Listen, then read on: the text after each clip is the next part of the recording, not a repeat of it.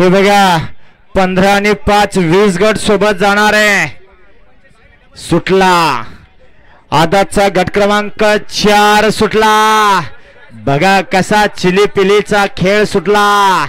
आदात वासरांचा गट क्रमांक 4 सुटला.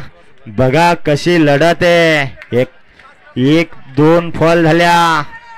बघा कसं शेवटच्या क्षणाला निर्विवाद वर्चस्व आहे. हा स्टेज वरती चला चला गट क्रमांक 5 वाले सज्ज व्हा. चला निकाली पंच कुठे आपले 3चा आणि 4चा निकाल पेंडिंग आहे राठोड साहेब.